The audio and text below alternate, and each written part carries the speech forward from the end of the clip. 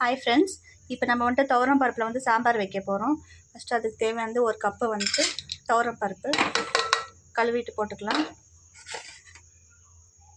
பூண்டு, பச்சை மிளகா, வெங்காயம்,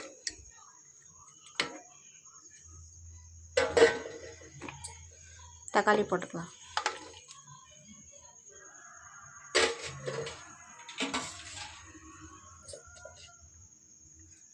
சிம்பிளாக வைக்கிறத சொல்லித்தரேன். கொஞ்சமாக வந்துட்டு ஒரு ஸ்பூன் வந்துட்டு மஞ்சள் பொடி போட்டுக்கோங்க. கொஞ்சமாக வந்துட்டு ஆயில்,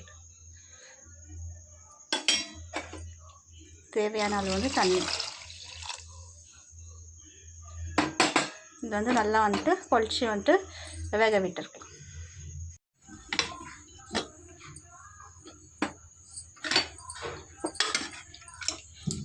நல்லா வெந்துருச்சுங்க பருப்பு. கொஞ்சம் வந்துட்டு மத்து போட்டு வந்துட்டு மசிச்சிக்கலாம். நல்லா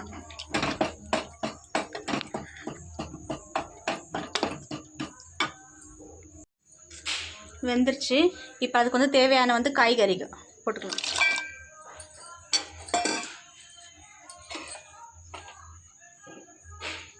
கொஞ்சம் வந்து உப்பு போட்டுக்கலாம்.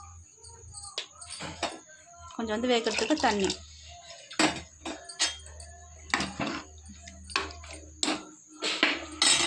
ரெண்டு விசில் வேக வச்சு எடுத்துக்கலாம்.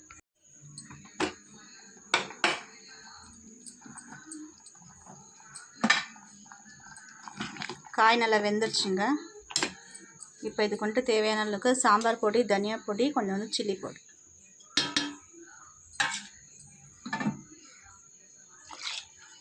கொஞ்சம் தண்ணி போட்டுக்கலாம். நல்லா வந்து கலக்கி விட்டுக்கலாம். நல்லா கொதிக்கிட்டோம்.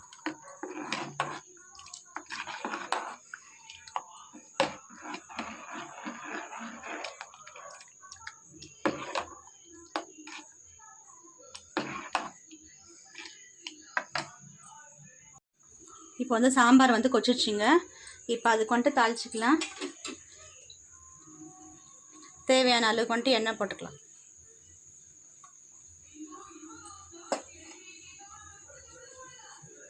கடுகு போட்டுக்கலாம்.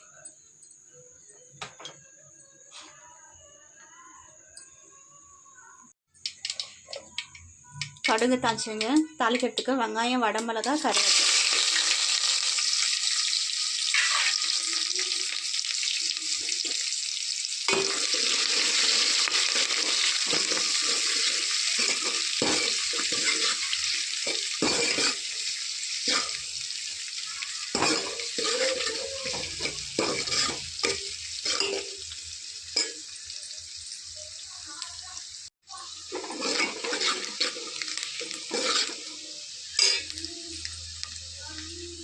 சீரகம் போட்டுக்கலாம்.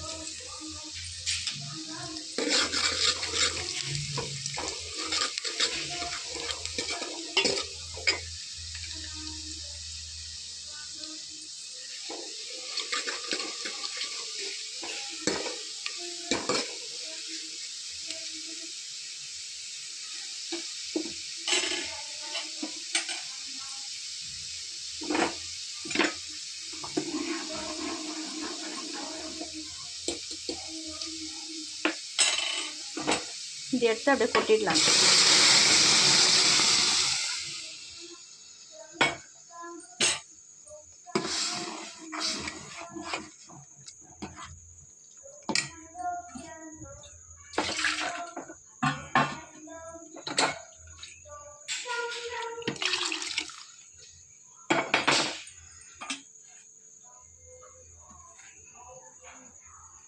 உப்பு போட்டுக்கலாம்.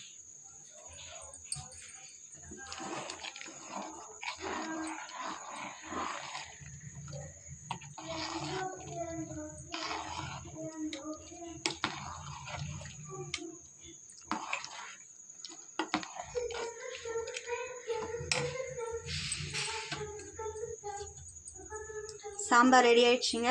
கம்ம கம்மான்னு கொத்தமல்லி போட்டுக்கலாம்.